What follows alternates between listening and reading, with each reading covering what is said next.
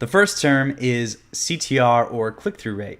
So in paid traffic, CTR or click-through rate basically refers to your number of impressions divided by clicks. So impressions are how many times someone saw your ad, and clicks are obviously how many times people clicked on that ad out of all of the impressions. So it's how many times your ad was shown versus how many times it was clicked. So it's just a straight up division. If your ad is shown 1,000 times and you had one person click on it, then math, I think that's point.